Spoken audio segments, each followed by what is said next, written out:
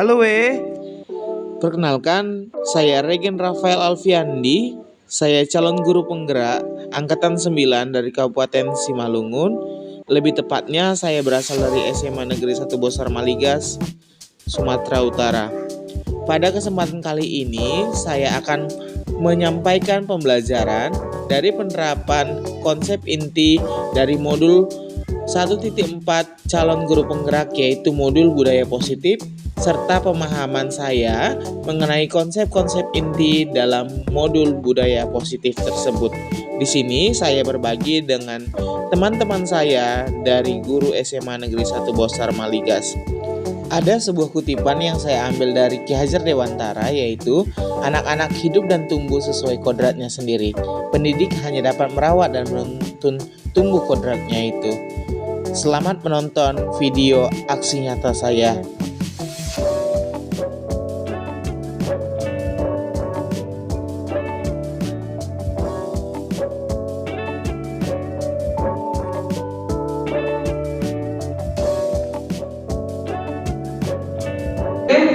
Selamat siang Bapak Ibu. Siap.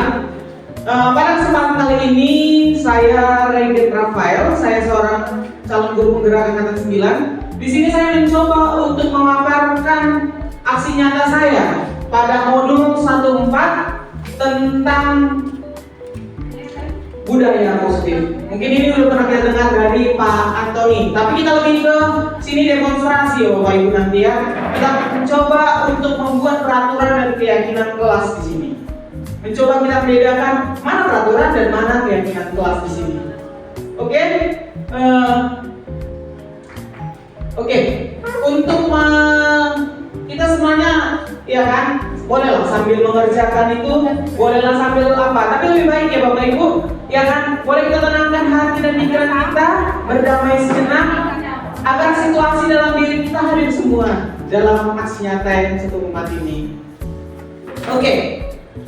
Adapun pertanyaan pemantik yang saya ambil, ya kan, Bapak Ibu, dalam aksi nyata saya di sini, yaitu yang pertama, hukuman itu bisa nggak mendisiplinkan anak? Yang kedua, kemudian hukuman dengan hal positif seperti membaca atau membersihkan halaman sekolah akan meningkatkan disiplin anak. Yang ketiga, memberi penghargaan dapat nggak meningkatkan motivasi belajar anak? Oke, bolehlah saya tanya ya satu ya. Bu Pipa, percaya nggak kalau hukuman itu dapat mendisiplinkan anak? Percaya. Percaya ya?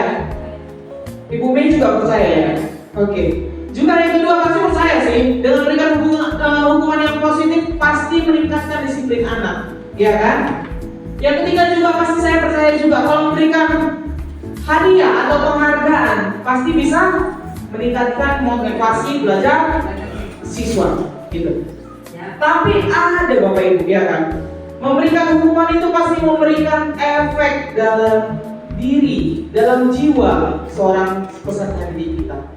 Gitu. Pasti menggoreskan nanti luka, gitu, Bapak Ibu. Ya kan? Walaupun itu sekecil apapun hukuman itu pasti menggoreskan luka. Kita nanti bahasnya jangan ke hukuman, tapi lebih kita ke arah konsekuensi di sini. Oke? Ya, adapun topik yang saya ambil dalam aksi nyata saya, yang pertama disiplin positif, yang kedua teori motivasi, hukuman dan penghargaan, restitusi, keyakinan kelas, yang ketiga kebutuhan dasar manusia. Kita harus sadar Bapak Ibu, sebenarnya kebutuhan dasar manusia itu apa? Bukan kita aja gitu, kebutuhan dasar murid kita gitu, harus kita sadari gitu. Yang kemudian 5 posisi kontrol seorang guru. Kita harus belajar. Yang terakhir adalah segitiga restitusi. Nanti kalau sempat kita cobalah penerapan segitiga restitusi. Oke. Coba Bapak Ibu, ya kan? Ada kayak gini, kegiatan kepalang tangan. Coba Bapak Ibu, ya kan? Ada si anak, namanya anak A dan anak B, ya kan? Misalnya tahu saya dan Bu Viva di sini. Sobeklah secari kertas, katanya. Sobeklah secari kertas. Ya kan? Tuliskan benda atau sesuatu yang sangat berharga untuk Anda. Letakkan dalam satu tangan dan genggam benda tersebut. Dengan segala daya, buatlah sebuah kepalang tangan. Teman Anda Anda mencoba untuk dengan sekuat tenaga dengan berbagai cara untuk minta Anda memberikan benda tersebut. Apakah kita mau, Bapak Ibu? Benda yang sangat berharga kita berikan kepada orang lain. Tak mau kan? Nah, maunya? Lihat nih, orangnya bisa lah dikasih. Bisa lah. Semua dikasih ya kan? Tapi ada cara-caranya. Ya kan? Misalnya, adik kita, ya kan kita udah punya ini, adik kita minta motor. Makin marah adik kita sama kita, makin kita kasih enggak? Coba lah kalau minta dulu bang, kau kayak gini katanya. Dengan cara lembut. Iya, bang, nanti coba lah pinjam dulu itu uangmu ya. Nanti ku traktir kau makan miso katanya kayak gitu. Berarti ada bentuk-bentuknya. Apakah dengan cara membujuk? Iya. Semakin diancam pasti kepalan tangan ini semakin kuat Bapak Ibu. Kita coba aja dengan anak-anak kita. Bahkan mungkin ada siswa-siswi kita kalau kita perhatikan kalau semakin kita marah, tangannya semakin mengepal. Kemudian dihardik, salah, Ya kan? dirayu, menyuap apa saja biar membuka kepalan tangan. Gitu. Mungkin ada banyak katanya, tapi pasti setiap tindakan itu ada efeknya. Oke, kita lanjut.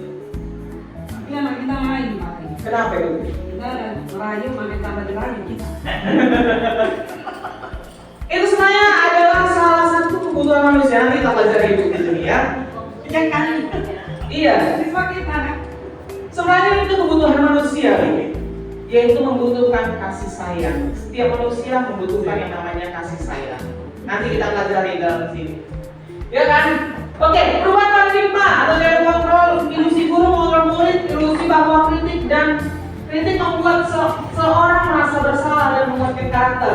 Ilusi bahwa semua perbuatan positif, efektif dan bermanfaat. Ilusi bahwa orang dewasa memiliki hak untuk memaksa. Benar nggak ini kira-kira? Guru harus mengontrol murid. Nah, betul. Nanti kita lihat tuh. Kritik ya kan membuat orang merasa bersalah. Orang merasa bersalah dapat menguatkan karakter. Apakah benar setiap kritik itu dapat menguatkan karakter? Tidak. Bahkan sekarang mungkin banyak ya kan, gara-gara kritik netizen jadi orang stres, terganggu jiwanya. Gitu. Oh, terus. Enggak, memang karena terlalu kuat tuh kritik dari seseorang itu. Iya. Ya kan beberapa orang tidak memiliki daya ketahanan seperti ibu gitu. Ini ada juga kritik yang juga bocor sih. Dia kan makanya. Bu, kadang-kadang udah dibawa sampai keluarganya. Kalau mungkin dia ada. Ada yang dikritik dia makin berusaha untuk maju. Oke, meriah kali tadi loncengnya ya. Oke, iya. Ya kan, kritik ini Bapak Ibu ya kan. Kadang kalau sekarang Bu, kalau kita saja mungkin ini kritik, saya mungkin sampai saat ini pun kalau saya saja dikritik, saya masih terima. Tapi kalau sempat orang tua saya atau orang yang saya sayangi di sini dikritik, mungkin bukannya makin kuat karakter itu Bapak Ibu ya, tapi semakin down, gitu. Penguatan positif, efek dan bermanfaat, oke lah. Kemudian orang dewasa memiliki hak untuk memaksa. Memang ada teorinya hukuman ini, gitu. Tapi ada langkah lebih baik selain dipaksa. Kita berikan konsekuensi nanti. Oke, ya kan? Nah, di stimulus respon ada di sini perubahan paradigma dari stimulus respon ke teori kontrol atau pilihan, ya kan? Pada stimulus respon kita mencoba untuk mengubah orang agar berpandangan dengan kita. Benar nggak ya, Bu? Oke. Salah ya? Masa kita harus berpandangan yang sama, gitu? Tapi kita coba untuk memahami pandangan orang lain terhadap lingkungan atau dunia. Kita harus memahami apa yang di sekitar kita. Kemudian, perilaku buruk dapat dilihat sebagai suatu kesalahan. Gitu. Semua orang berperilaku pasti ada tujuannya. Termasuk pencuri. Kenapa dia mencuri? Karena ingin memenuhi kebutuhannya misalnya Bapak Ibu. Dia nggak tahu dia mau kerja apa. Dan awalnya pasti saya nggak percaya setiap orang pencuri itu memiliki dasar yang kuat untuk memenuhi suatu kebutuhan.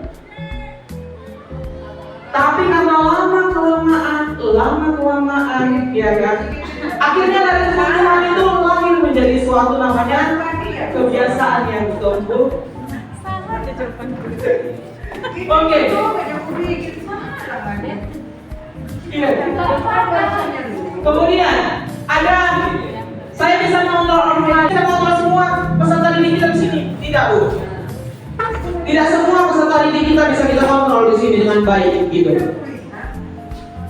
Karena mereka manusia yang merdeka, salah satunya gitu. Mereka merdeka, mereka yang bebas, mereka yang kebebasan. Dan salah satu kebutuhan mereka adalah kebebasan, Bapak Ibu. Kemudian pemaksaan ada saat bujukan gagal. Nah, ini yang mungkin sering kita lakukan ya, Bapak Ibu.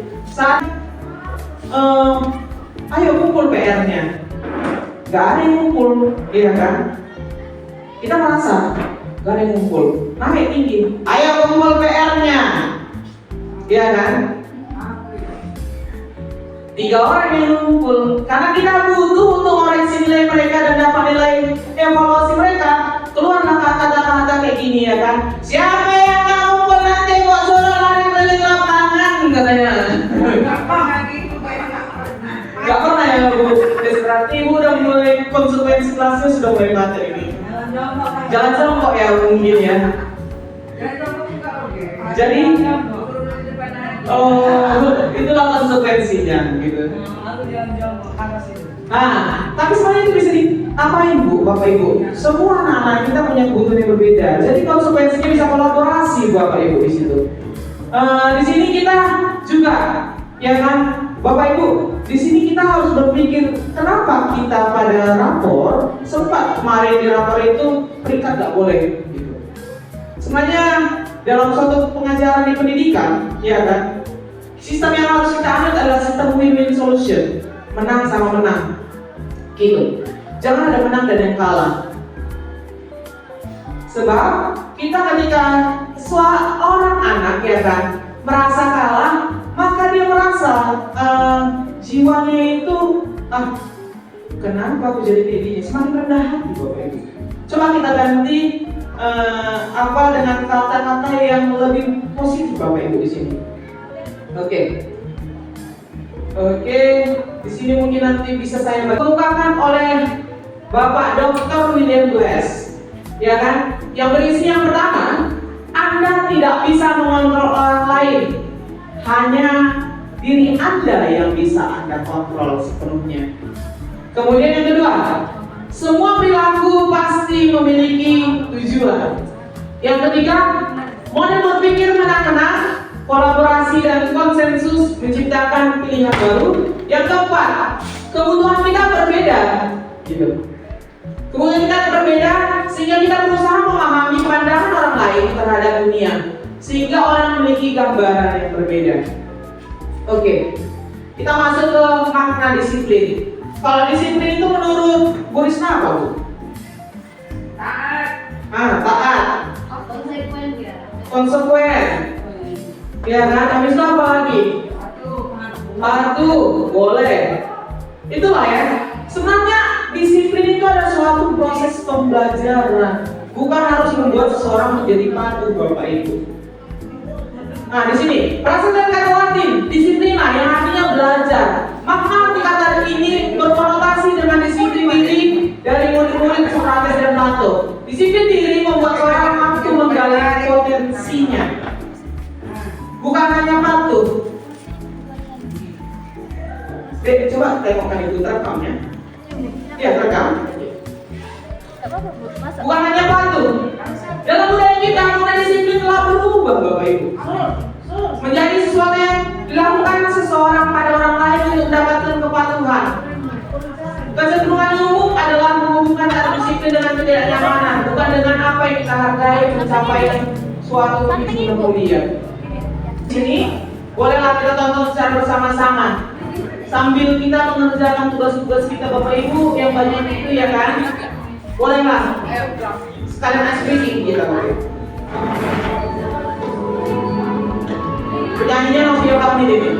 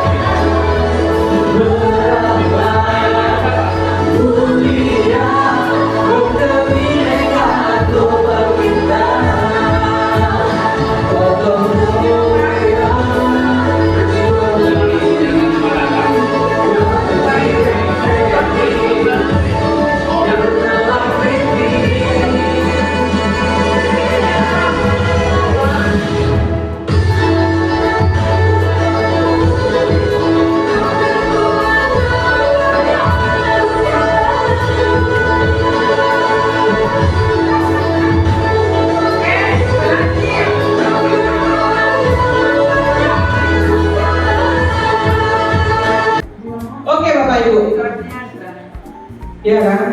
Oke lah, nanti saya sambil agak susah nih videonya kayaknya. Ya udahlah, gak apa-apa lah. Oke, tadi di situ sudah ada, ya kan? Nilai-nilai kebajikan universal adalah nilai-nilai yang dapat melintasi bahasa, suku bangsa maupun latar belakang. Gitu. Ada berapa? 1, 2, 3, 4, 5, 6 dimensi dalam profil belajar Pancasila. Sebenarnya 6 profil belajar Pancasila itu adalah nilai-nilai kebajikan universal Bapak Ibu. Nilai kebajikan itu ya kan diharapkan 10-15 tahun lagi peserta didik kita dapat menjadi orang-orang yang dapat membanggakan dirinya sendiri, membanggakan orang lain, bahkan mungkin merdeka menurut Ki Hajar Dewantara. Tadi mungkin ada, ya kan, kita sambil mengerjakan PMM di sini kita mengerti definisi merdeka menurut Ki Hajar Dewantara. Merdeka itu artinya tidak terlepas dari perintah. Bapak Ibu, kita mengenali arti merdeka itu tidak terlepas dari perintah katanya. Maka merdeka itu kayak kurikulum merdeka, tak bebas kita ya Bapak Ibu.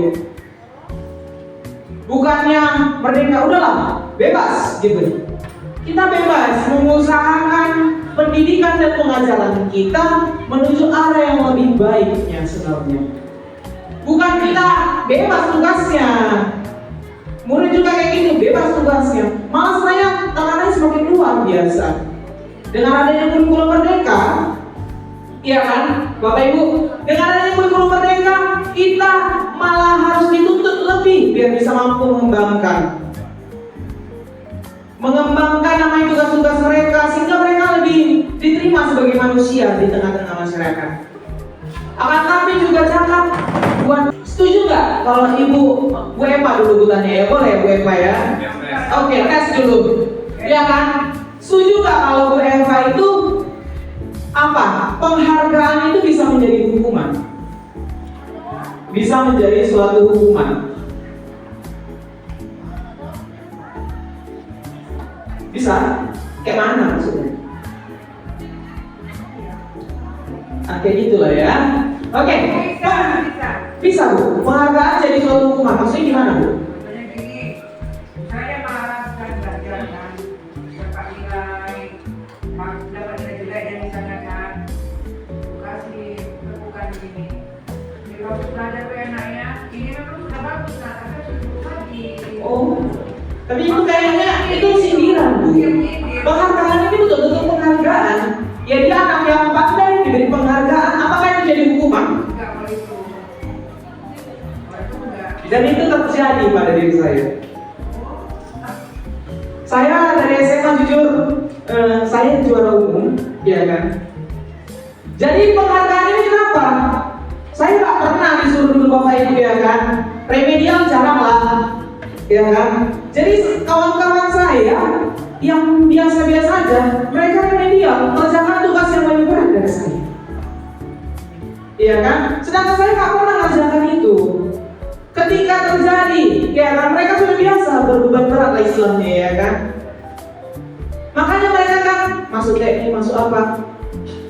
Sering mungkin filosofi kayak gini. Orang-orang pandai di kelas biasanya akan hanya menjadi seorang guru. Gitu. Iya, bahkan tidak punya apa-apa. Itulah hukumannya. Makanya merasa bersalahlah kita kalau kita hanya dipuja dan dipuji. Iya, iya Bu. Gak boleh kita hanya dipuja, dipuji. Kita merasa udah paling top, padahal percayalah di atas kita pasti masih ada lagi orang di atas kita.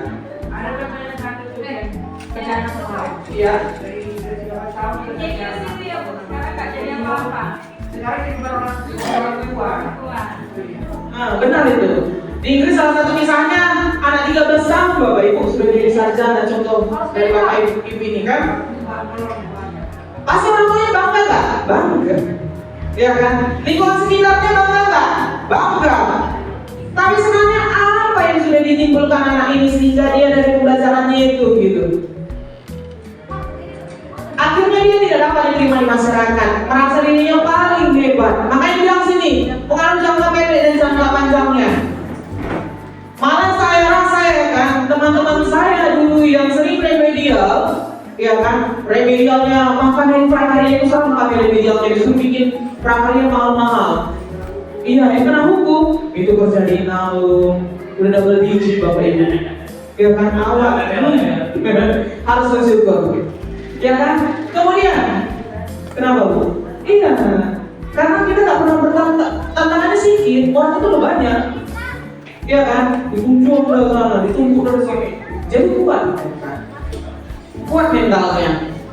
Jadi penghargaan itu bersifat menghukum di sini katanya. Penghargaan mengurangi ketepatan. Jangan kita terlalu membanggakan anak kita Bapak Ibu. Pasti itu. Sama kayak filosofi dari Ibu Tompul. Saya enggak apa, Bu Tompul ini karena saya meleskan anaknya ya kan. Bu Tompul ini walaupun anaknya hanya semangka wayang Bapak Ibu, tapi kalau soal ngegas, tegasnya di rumah, waduh, sama kayak di sekolah. Iya, nggak ada bedanya itu. Mau anak akong, mau anak murid, sama. Tapi mungkin ini yang dianggap baik juga. Ya kan, ketika jadi penghargaan berlebihan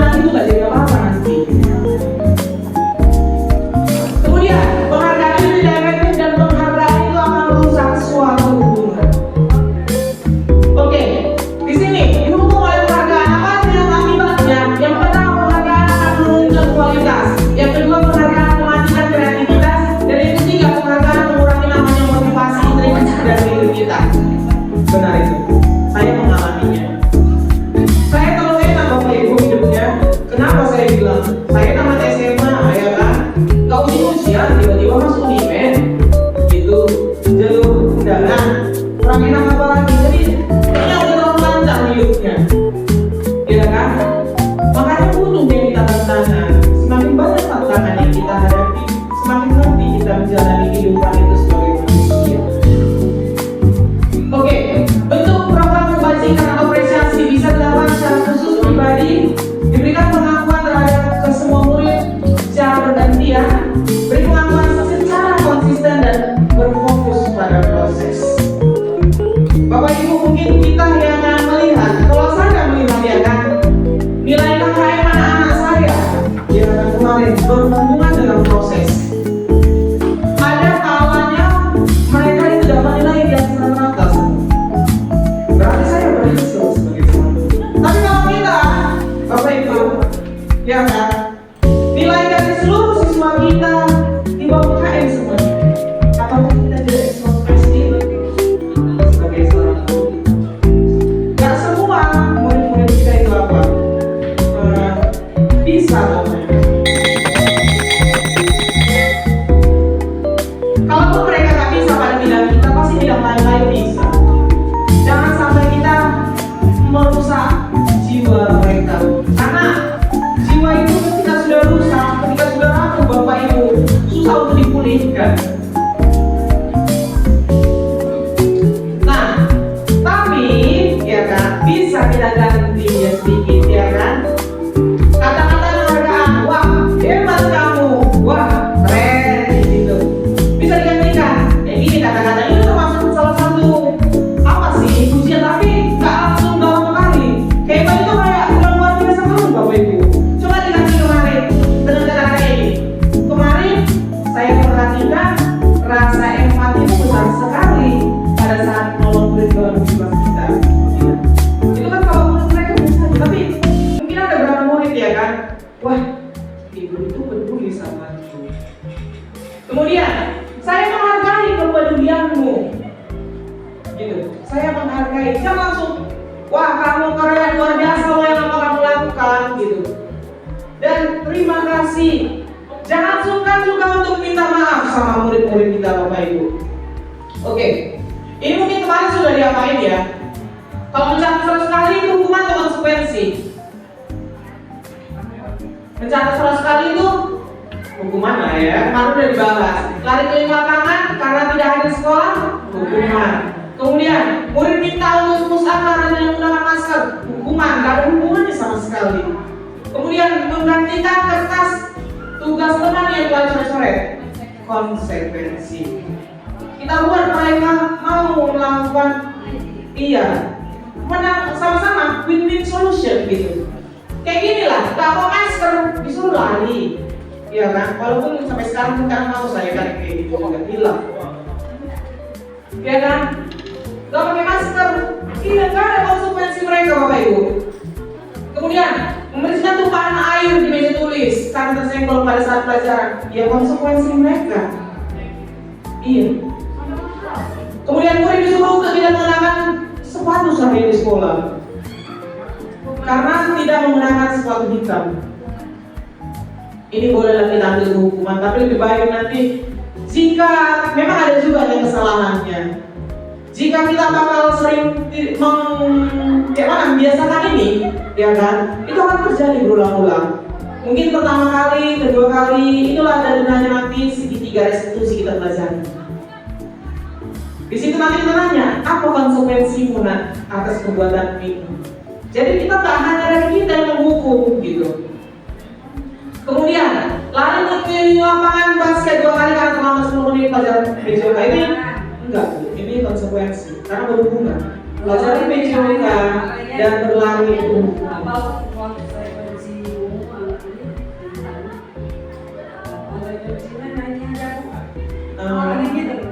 kita coba Bu, mereka akan berpikir sendiri gitu.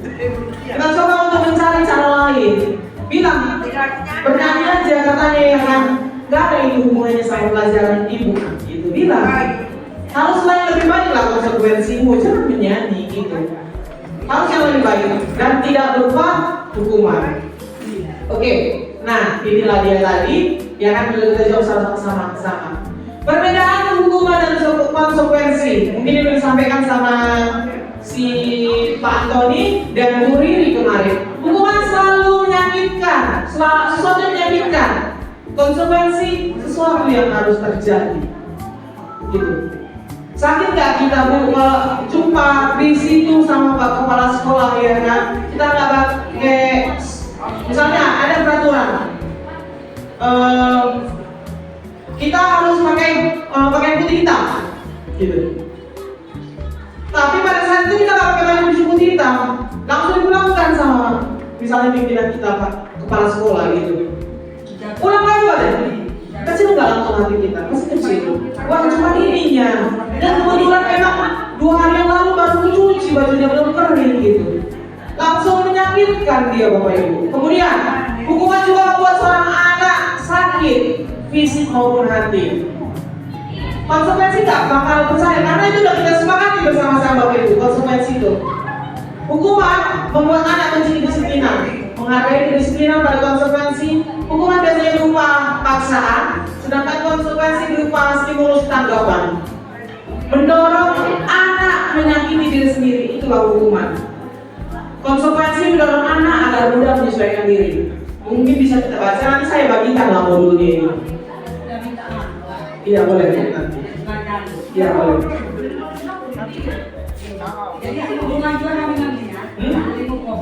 Bukan nggak boleh menghukum Bu.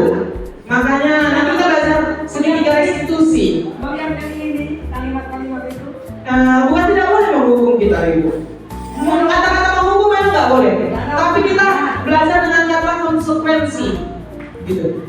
Ada hubungan ini ya? Berhubungan Bu. Misalnya kayak gini, ya kan? Kemarin baru saya praktikkan sama murid. Dia itu nggak mengumpulkan tugas, gitu, ya kan? Kita sadarkan dulu dia. Nanti dari lakukan cepat kali Bu langsung ke segitiga restitusi. Nah, benar nggak kamu nggak siap PR kemarin? Kita tanyakan dulu, benar nggak? Gitu. Baru jawabnya pasti iya, karena dia merasa bersalah. Gitu. Kemudian apa? Kayak gini boleh kita langsung kayak gini Bu, ya kan? Stimulus kayak gini. Semua orang pasti pernah salah, termasuk Bapak sendiri, gitu. Kira-kira apa bentuk kesalahan kamu kemarin? Gak kesalahan PR Pak kemarin. Nah kita ingatkan, makanya kita buat kesepakatan kelas sebelum kita menanyakan konsekuensinya kembali. Kamu masih ingat gak kesepakatan kelas kita kemarin? Aku? Nah, pasti bilang ya, masih Pak, gitu. Setelah itu ya kan, kesepakatan kelas yang mana? Misalnya tanggung jawab Bapak Ibu kesepakatan kelasnya, ya kan yang dilanggarnya karena tidak bertanggung jawab atas tugasnya, ya kan? Habis itu boleh kita tanya nanti Bapak Ibu ya kan? Habis itu kita tanyakan sama mereka kayak gini, apa konsekuensi atas pelanggaran yang sudah kamu lakukan? Kalau kita merasa belum pas konsekuensinya boleh kita ulang bolak-balik. Gak pas menurut Bapak. Sampai kita merasa pas. Tapi janganlah kita merasa pas itu kita jadi menghukum gitu. Iya kan? Misalkan nanti dia kasih tugas, Pak, nanti tugas Bapak kan aku kemarin menantu kali Pak. Iya kan? Aku disuruh badan sama anakku Pak gitu. Jadi aku kumpul besok lah ya Pak. Itu udah merasa bersalah sebenarnya dalam hatinya. Gitu. Percayalah akan ada perubahan dalam dirinya. Itulah namanya segitiga restitusi nanti kita pelajari. Oke, di sini ada identitas yang gagal serta identitas yang sukses, gitu. Restitusi. Restitusi adalah proses menciptakan kondisi bagi murid untuk memperbaiki kesalahan mereka sehingga mereka bisa kembali pada kelompok mereka. Dengan karakter yang diubah. Restitusi juga merupakan proses kolaborasi yang mengajarkan murid untuk mencari solusi untuk masalah mereka dan membantu murid berpikir tentang orang seperti apa yang mereka ingin menjadi dan bagaimana mereka harus memperlakukan orang lain. Jadi Bapak Ibu, dalam menciptakan seorang peserta didik, kita kalau lalai memberikan hukuman atau sering memberikan hukuman, berarti kita gagal menciptakan identitas mereka. Oke, boleh Pak Kim bergabung? Soalnya berhubungan kali Pak dengan BK itu. Iya, lama kali juga kan. Sedangkan kalau pada identitas sukses akan terjadi kedisiplinan. Kedisiplinan itu timbul dari konsekuensi. Iya kan? Boleh nanti pagi ini juga di sini ngomong sedikit tentang konsekuensi dan restitusi. Mungkin itu pelajaran Bapak itu kemarin waktu kuliah, ya kan? Yang ketiga ada tawaran. Kita tawar-menawar boleh ya Bapak Ibu? Kita boleh kok tawar-menawar, jangan membuat konsekuensi. Kita nggak suka gitu. Misalnya dia udah kita kasih konsekuensi pertama, kumpulkan besok. Gak datang lagi, kita kasih lagi restitusinya, segitiga restitusinya. Kita berikan tawaran yang lebih membuat mereka lebih sadar Bapak Ibu. Kemudian, restitusi menuntut untuk melihat ke dalam diri. Yang kelima, restitusi mencari kebutuhan dasar yang mendasari tindakan. Yang keenam, restitusi diri adalah cara yang paling baik. Yang ketujuh, restitusi fokus pada karakter, bukan tindakan. Yang kedelapan, restitusi fokus pada solusi. Oke, kita masuk ke keyakinan kelas. Ya kan Bapak Ibu? Kayaknya fokus sekali ke situ ya kan? Coba lah kita ice breaking dulu, boleh Pak ya? Ice breaking lah dulu ya kan? Boleh kan Bu? Dan kamu fokus sekali ke situ ya kan? Boleh nggak Bapak Ibu sediakan pulpen dan buku secari kertas? Bawa Pak. Bawa Pak. Boleh ya, boleh ya, boleh ya. Jangan mengarang, biar lucu dia, biar lucu, biar ketawa nanti kita. Iya, jangan mengarang. Oke Bapak Ibu, kita coba dulu. Permainannya namanya jika maka. Kita belajar implikasi pada matematika. Kita belajar namanya implikasi, jika dan maka. Oke, Bapak Ibu, ya kan bolehlah tuliskan pada secari kertas kata-kata jika titik. Boleh. Iya. Jangan jika titik, ibu tulis nanti. Ibu bilang pula ya kan, ibu bilang jika titik. Jika saya orang kaya, atau jika saya jadi putri Indonesia, atau jika saya jadi presiden, boleh. Itu kalimat pertamanya. Dipisahkan dengan kata makanya. Kita mau lihat perkompakan kita di sini. Apakah kita akan sehati di sini? Jika saya jadi orang kaya, atau jika saya cucunya Jokowi, boleh. Ya kan, kita tahu dulu kita tulis ya kan? Kau kasih tahu. Kita speaking dulu biar gak sentuh kali. Boleh. Jika saya jadi menantu Jokowi boleh. Atau jika saya jadi orang paling cantik ya SMA Negeri 1 Bosar Maligas. Boleh Bapak Ibu. Jika saya jadi Miss Suryani boleh. Jika saya jadi suaminya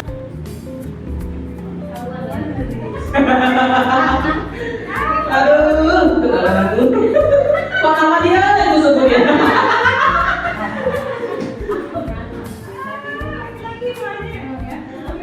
Oke, boleh lah ya Bapak Ibu. Udah tulis jika saya maka bukan harus jika saya lah. Jika titik maka titik.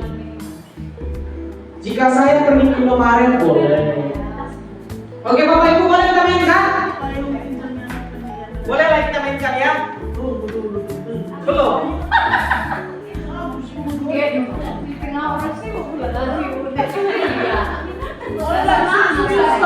Kita lagi konsentrasi awal ini. Orang yang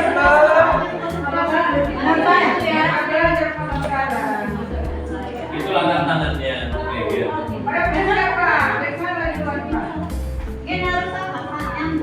enggak, yang Ibu tulis terserah, menyambung mau enggak terserah. Boleh Bu. Jika saya jadi putri Indonesia, nggak apa-apa, bermimpi kayak tadi topik yang tadi pagi, bermimpi itu gak ada yang larang kok Bapak Ibu. Bangun. Tapi ingat bangun ketika sudah terjatuh. Jangan lah Bapak Ibu. Enggak, di situ aja kertasnya.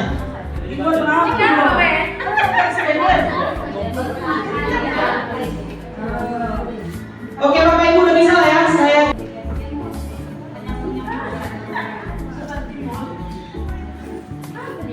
Oke Bapak Ibu boleh lah ya. Next breakingnya dibaca pakai mic, biar nanti difoto, nanti Bapak Ibu lampirkan fotonya di BMM. Boleh berhubungan nanti. Karena aku lucu. Gak harus lucu, gak harus lucu. Nanti lucu sendiri nih Bapak Ibu. Kasih mic-nya, kasih mic-nya.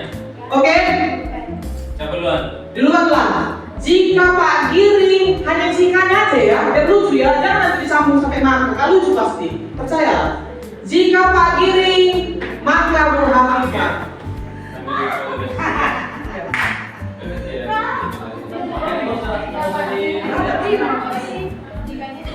Jikanya aja ya. Jikanya ada jikanya. Makanya nanti berpipa. Kita lihat kasih tempatannya. Ada jikanya misalnya. Gini. Nah gini. Misalnya nanti kan Butompul hanya kata jika Butompul maka Wepa. Butompul tulis jika saya orang kaya bukan sang Wepa, maka saya jadi cantik. Gitu. Iya, kayak gini nanti nyambung Bu Viva. Kita tes apakah sehari antara Pak Giring dan Bu Viva di sini. Sudah anak. Gak ada lagi. Jika saya mengajar, maka Bukan sampai itu aja. Jika saya tulis. Sama kalau pakai Bu Viva. Oke dia. nah, jika saya mengajar, Yang tertulis ya Bu. maka saya akan patuh sama Bapak. Pasti juga kita ngomongnya. Potongan deh. Gak boleh gitu. Oke? Gak boleh gitu. Ya? Gak boleh dikarang. Oke? Kita coba ya. Kita coba kembali.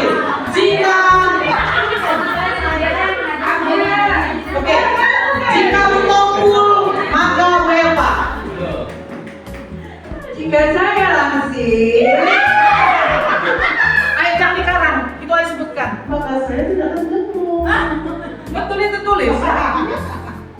Jika saya langsing, maka saya tidak akan ketemu. Serasi orang itu. Oke. Jika Bu Elina maka Bu Mei. Jika saya pintar, Berarti kita semangat Meva ya. maka saya akan bernyanyi. Nah, kalau pintar saya nyanyi Bu katanya. Jika Bu Payung maka Bu Erli. Pokoknya berdiri. Berdiri.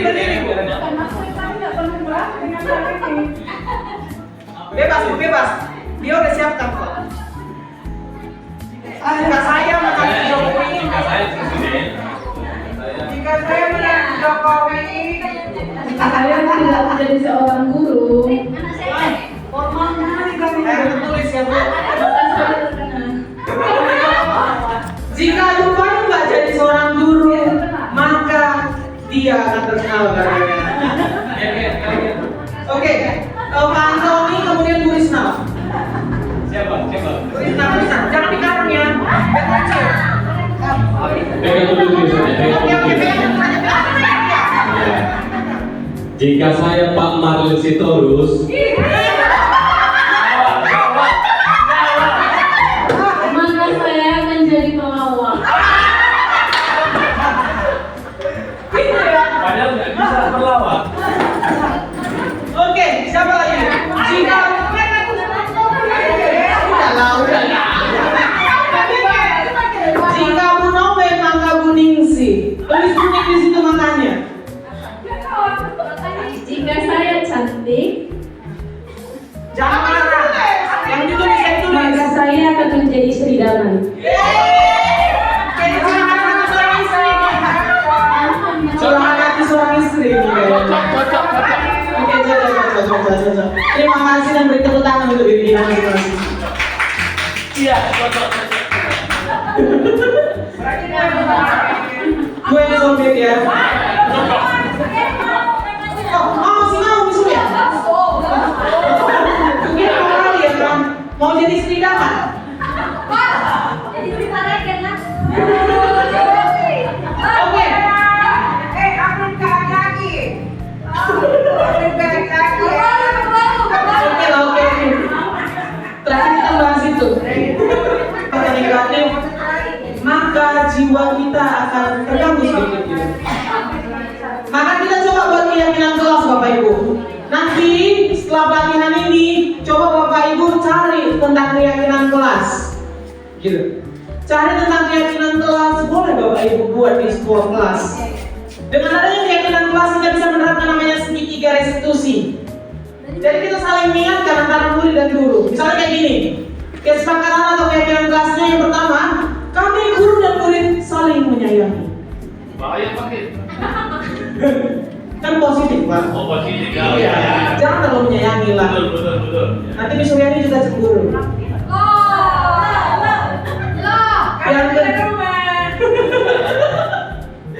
Yang kedua, kami murid yang bersemangat mengajar, katanya. Kami murid yang bersemangat belajar.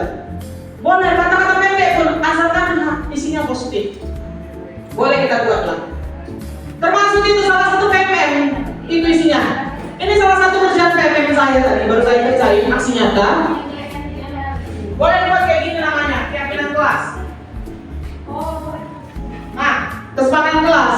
Adapun kesepakatan kelas saya di sini selalu kata-katanya positif. Jangan sampai ada kalimat negatif seperti dilarang, tidak boleh.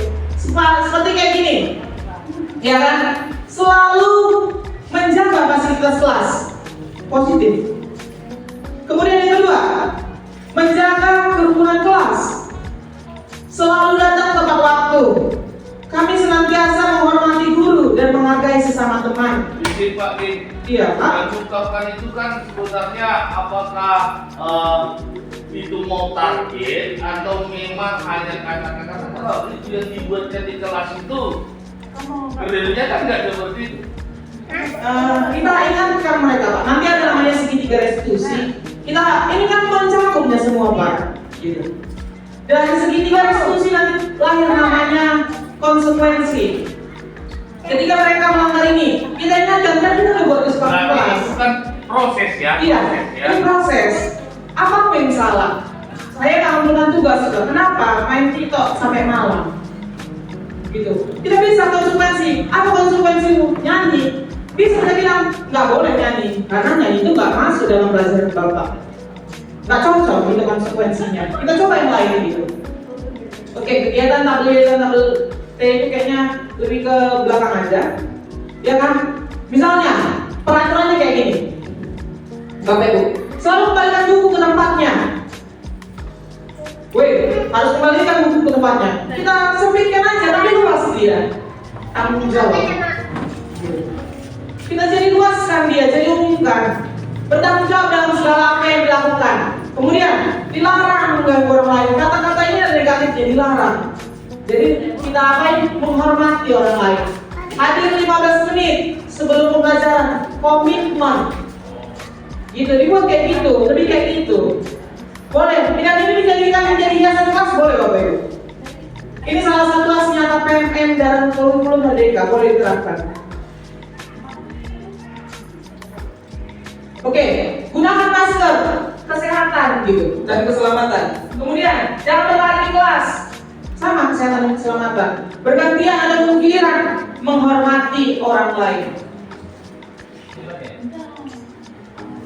Oke. Terima kasih Pak. Kemudian, aksi nyatanya kebutuhan dasar manusia dan dunia berkualitas. Perhatikan Bapak Ibu. Di sini yang penting kita mengerti.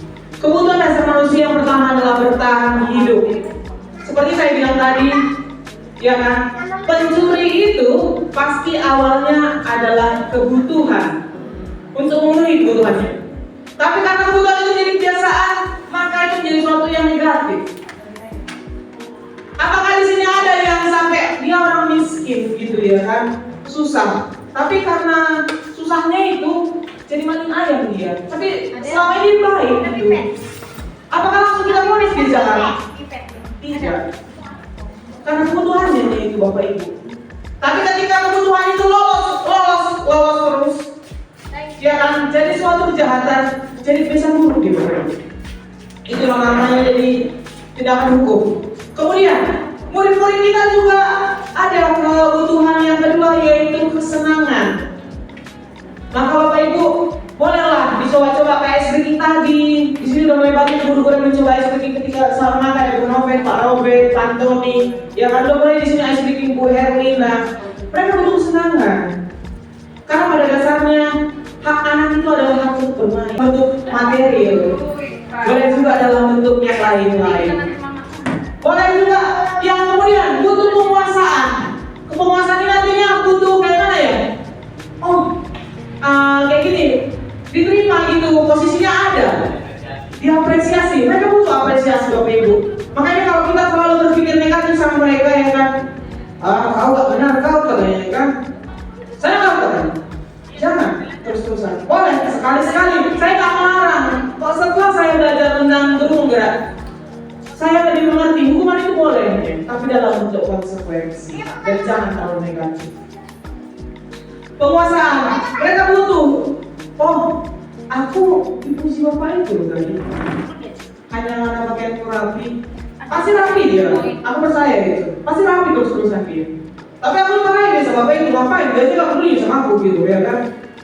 Bakal terus-terus kayak gitu. Aku walaupun aku masih sering marah-marah di tiket ya kan.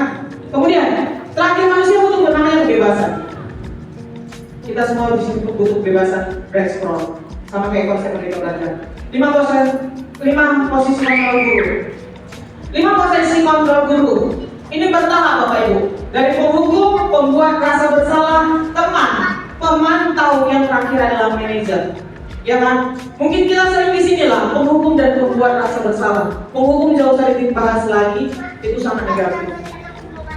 Jika kayak gini, jika bakal siap PR, udah tulis aja 100 kali. Jangan. Kita coba konsekuensi yang lain dulu. Pembuat merasa bersalah. Kalau pembuat merasa bersalah ini biasanya objeknya itu mama, ya kan? Ya kan Buto pasti pernah ngomong kayak gini kan? Bang Fuad nakal kali lah, udahlah mati aja, nggak tahan lagi mama tadi. Nggak pernah ya? Boris namun gini ya kan? Nggak pernah ya? Berarti baik-baik loh. Mama aku dulu kayak gitu loh. Udahlah, kalau nakal kayak gitu udah lemas aja loh mama, lemas aja loh. Mungkin itu tahu ini yang pernah ngalamin seperti itu. Itu tengok atau beberapa. Lagi hasil mama katanya. Tapi di sini bisa. Boleh sih. Pembuat rasa bersalah itu jadi capek bapak. Atau jadi capek loh ibu. Tambah kerjaan gara-gara kamu nanti. Hitung dulu Jadi teman. Jadi teman kayak gini. Teman itu harus gandeng-gandeng. Enggak. Gimana tangan? Ya kan? 1, terus berapa? Di sini teman itu ya kan memiliki ketergantungan antara satu dan yang lain. Kemudian pemantau di sini kita lihat dia udah bisa menerapkan peraturannya. Ya kan kita bisa memantau dari peraturan yang sudah ada kita buat. Sekarang peraturan lebih kita ubah dengan namanya konsekuensi. Kemudian manajer adalah posisi tertinggi dalam 5 posisi kontrol. Ya kan di sini kita dapat memperbaiki namanya keadaan di sini. Memperbaiki keadaan yang terjadi. Oke. Jika ada pernyataan seperti ini, saya kecewa kali dengan kamu. Itu masuk ke dalam pembuat rasa bersalah. Kamu tak pernah benar melakukannya. Itu masuk ke dalam penghukum. Seharusnya dibayar nanti, ya kan? Ayolah, demi lakukanlah demi Bapak Ibu gitu. Ayolah, kita kan kawan ya, gitu kan? Sering kita juga mungkin. Apakah kamu mendapat stiker bintang hari ini? Itu pemantau. Bagaimana kita dapat menyelesaikan masalah ini? Seperti tadi, konsekuensi tadi itu sudah masuk dalam kita dalam tahap manajer. Kemudian kamu selalu yang paling terakhir, penghukum. Kamu aja yang terakhir gitu. Apalagi orang buat kan, kalau dalam hukum suara itu 20 kali. Oke, kita mau saling ini. Kita masuk ke segitiga restitusi. Ada 3 tahapan segitiga restitusi. Ya kan, namanya segitiga, berarti ada 3. Yang pertama kita stabilkan identitasnya. Yang kedua validasi kebutuhannya, yang ketiga menanyakan keyakinannya. Sama kayak tadi kasus itu yang saya bilang tentang penolakan tugas. Iya kan? Kita pastikan dulu, tahu nggak dia apa kesalahan dia? Karena murid nggak tahu loh kapan ada kesalahannya. Kemudian dari situ muncullah, kamu itu sebenarnya gagalnya di mana? Apa sebab kamu gagal? Kita masuk ke validasi kebutuhannya. Atau bagaimana kamu gagal?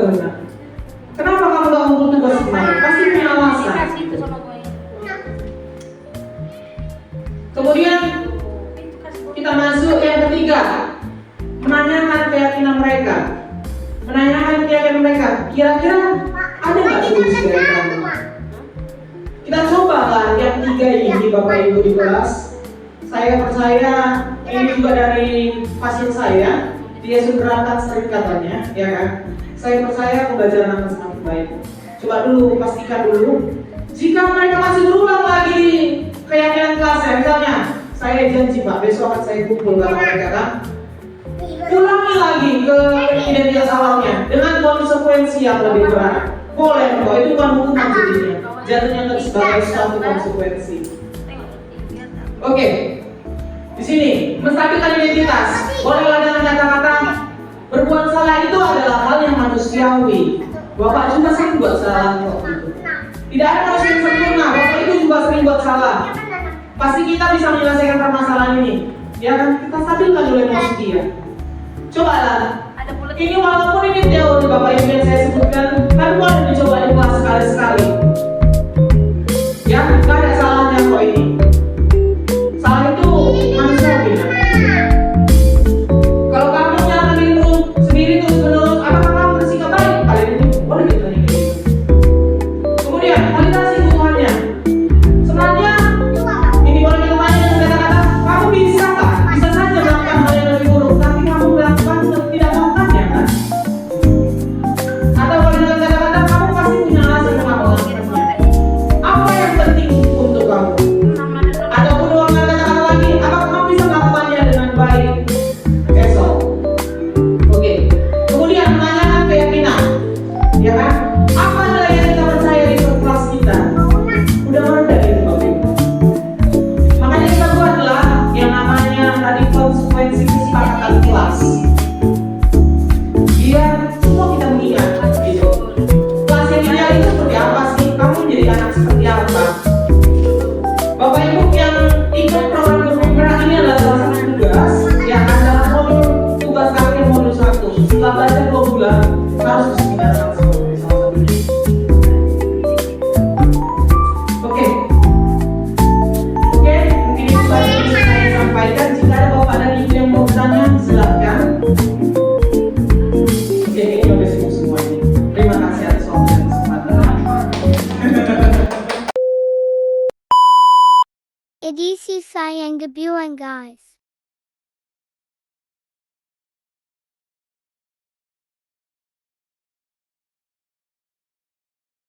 Jika saya langsir, Ayo cari karan, dimulai sebentar. Maka saya tidak akan ketemu. Gak boleh tertulis. Jika saya langsing, maka saya tidak akan ketemu. Serasi orang itu. Oke. Jika berbeda maka Bumi. Jika saya pintar, berarti kita selalu backfire. maka saya akan bernyanyi. Kalau pintar saya nyanyi katanya. Jika Bupayun maka Bunyanyi. Bukain berdiri dari foto. Berdiri. Bebas. Dia udah siapkan. Saya menantu Jokowi. Jika saya menantu Jokowi, gitu. Jika saya tidak jadi seorang guru, Tertulis ya Bu. maka saya terkenal. Jika Bupayun nggak jadi seorang guru, maka dia akan terkenal katanya. Oke. Kalau Pak Antoni kemudian Bu Risma. Siapa? Bu Risma bisa. Jangan di kanan ya. Pegang dulu tulisannya, pegang dulu tulisannya. Jika saya Pak Marlin Sitorus, Maka saya akan jadi pelawak. Gitu ya. padahal nggak bisa berlawak. Oke, siapa lagi? Jika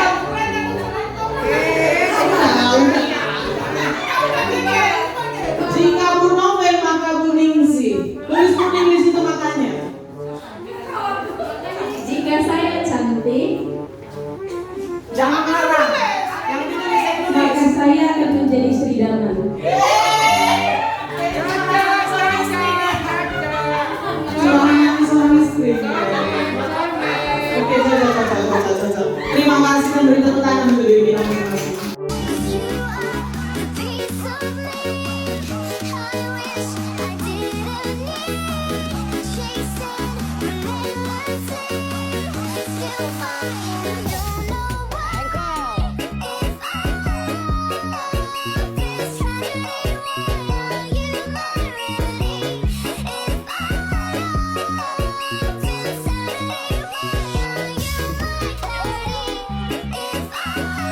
This tragedy